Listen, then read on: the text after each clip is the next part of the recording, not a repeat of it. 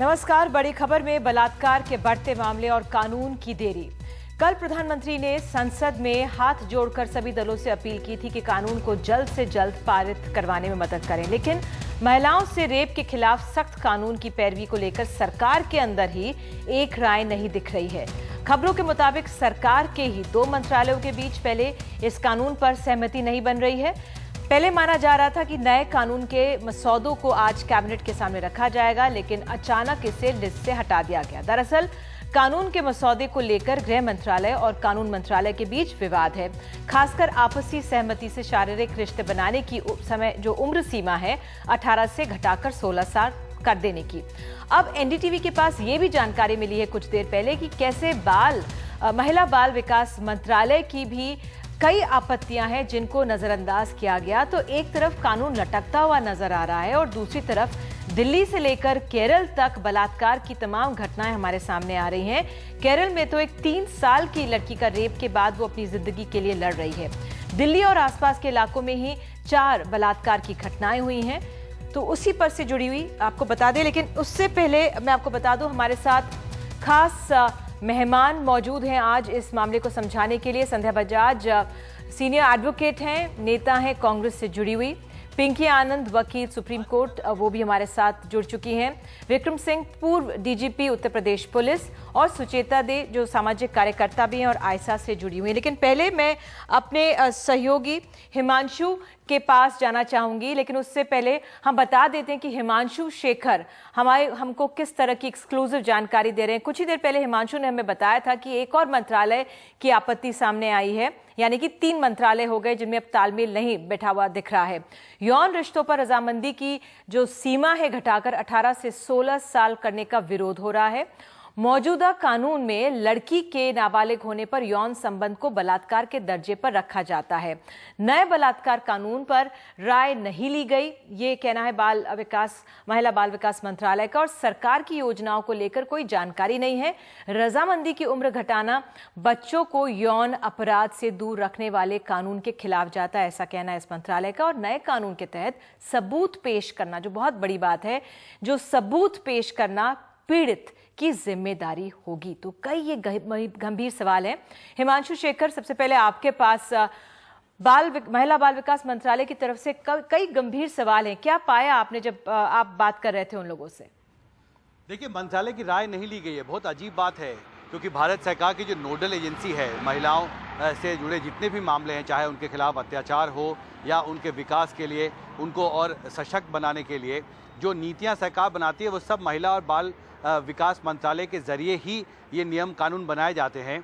और इतने महत्वपूर्ण बिल पर जिस पर पूरे देश की निगाहें, पूरी दुनिया की निगाहें हैं, मुझे आज एक अधिकारी ने बताया कि उनके पास विदेशों से भी कॉल आ रहे हैं कि क्या भारत में ऐसा कोई कानून बनने वाला है जिसमें एज ऑफ कंसेंट 18 से घटाकर 16 किया जाना है। जब पूरे दुनिया की निगाहें भारत पर हैं, तो ऐसे समय पर निधि 3 फरवरी को भारत सरकार एक अध्यादेश जारी करती है और उसके बाद 7 मार्च तक भारत सरकार के अंदर बिल के प्रारूप पर आम सहमति नहीं बन पाती है। ये बहुत बड़े सवाल खड़े करता है भारत सरकार के कामकाज पर कि क्यों, जब भारत सरकार पहले ही सैद्धांतिक तौर पर यह तय कर चुकी थी कि महिलाओं के खिलाफ जो गंभीर यौन हमलों के जो मामले हैं उनसे सख्ती से निपटने के लिए एक नया कानून बनेगा। प्रधानमंत्री ने देश को आश्वासन दिया, अध्यादेश लाया गया। अध्यादेश लाने के बाद 1 महीना 4 दिन निकल चुका है, अभी तक भारत सरकार के अंदर, मंत्रालयों के अंदर आम राय बिल के महत्वपूर्ण पहलुओं पर, प्रारूप पर नहीं बन पाई है। आप समझ लीजिए कि जब यह बिल संसद में आएगा, जब राजनीतिक दलों के बीच विचार विमर्श होगा, तो और भी कितनी सारी पेचीदगियां, वो भी तमाम सवाल उठाएंगे। हिमांशु, आखिर में एक सवाल आपसे, जो नए कानून के तहत सबूत पेश करना पीड़ित की जिम्मेदारी होगी, ये भी अपने आप में बहुत गंभीर मसला है। निश्चित तौर पर मैंने एक अधिकारी से जब ये पूछा आज महिला और बाल विकास मंत्रालय में, तो उनका ये कहना था कि देखिए, पिछले साल जो कानून बना था protection of children from sexual offences act, उसमें ये बात बहुत साफ शब्दों में लिखी गई थी कि कोई भी अगर दोषी है तो वो उसने दोष नहीं किया, ये साबित करने की जिम्मेदारी उस पर होगी, उसे खुद साबित करना होगा कि वो बेगुनाह है।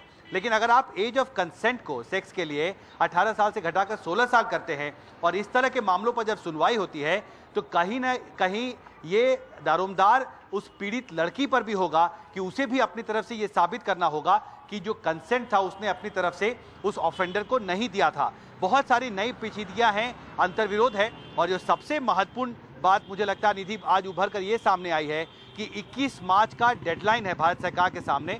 कोई भी अध्यादेश जब सरकार लाती है तो संसद की पहली सिटिंग जो होती है अध्यादेश लाने के बाद, उसके 6 हफ्ते के अंदर उसे कानून का शक्ल देना होता है। 21 मार्च तक भारत सरकार के पास समय है। अगर 21 मार्च तक भारत सरकार इस अध्यादेश को कानून का रूप नहीं दे पाती है तो ये लैप्स हो जाएगा ऑर्डिनेंस। मुझे लगता है कि बिल्कुल हिमांशु, शायद ऐसा सरकार होने नहीं देगी प्रधानमंत्री का जो था, लेकिन अपने आप में जिस तरह से तालमेल, कोऑर्डिनेशन नहीं है, वो बहुत गंभीर सवाल खड़े करता है सरकार की कार्यशैली पर। तो एक ये मसला है जो हम अपने गेस्ट के साथ अभी डिस्कस करेंगे, लेकिन उससे पहले जो भयानक तस्वीरें तमाम शहरों से आज देखने को मिली हैं, चाहे केरल की बात हो, चाहे नागपुर से तस्वीरें आई हों और दिल्ली और आसपास एनसीआर के इलाकों से, उस पर एक रिपोर्ट। गाजियाबाद, ग्रेटर नोएडा, वसंत कुंज, वेलकम।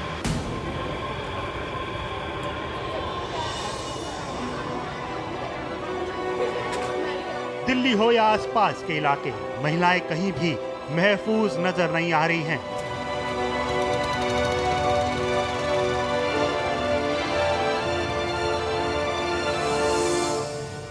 गाजियाबाद के इंदिरापुरम इलाके में 3 लड़कों ने चोरी के इसी ऑटो में एक छात्रा के साथ गैंग रेप किया।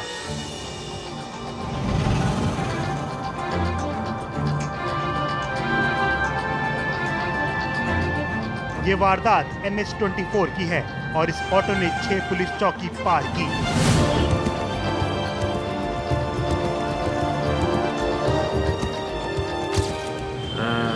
देखिए, ऑटो में जब किसी को साथ लेके जाया जाता है तो अपनी तरफ से पुलिस ने जितनी भी कोशिश करी होगी, डेफिनेटली करी होगी, और फिर भी अगर इसमें उन पर्टिकुलर पॉइंट्स पे अगर किसी की लापरवाही होगी तो उसको भी देख लिया जाए। गैंगरेप की एक और घटना दिल्ली के वसंत कुंज इलाके में हुई। पुलिस के दावों के बाद भी इस तरह की वारदातों में इजाफा हो रहा है। जो जानकारी मिल रही है उसके हिसाब से दिल्ली में 2 मार्च तक बलात्कार के 247 मामले सामने आए। इसी दौरान छेड़छाड़ के 568 मामले दर्ज किए गए, जबकि पिछले साल इस तरह के सिर्फ 89 मामले सामने आए थे। लेकिन दिल्ली पुलिस का दावा है कि उसकी तरफ से कोई लापरवाही नहीं हो रही है। दिल्ली और एनसीआर में महिलाओं के प्रति अपराध का ग्राफ लगातार चढ़ता जा रहा है। यहाँ तक कि आंकड़े भी अब दुगने से ज़्यादा हो गए हैं, और वहीं पुलिस के तमाम दावे सिर्फ हवा में दिखाई देते हैं। तो सवाल ये उठता है कि क्या इसे पुलिस की नाकामी समझा जाए। नई दिल्ली से अकमल सिबली के साथ आशीष भार्गव, NDTV इंडिया।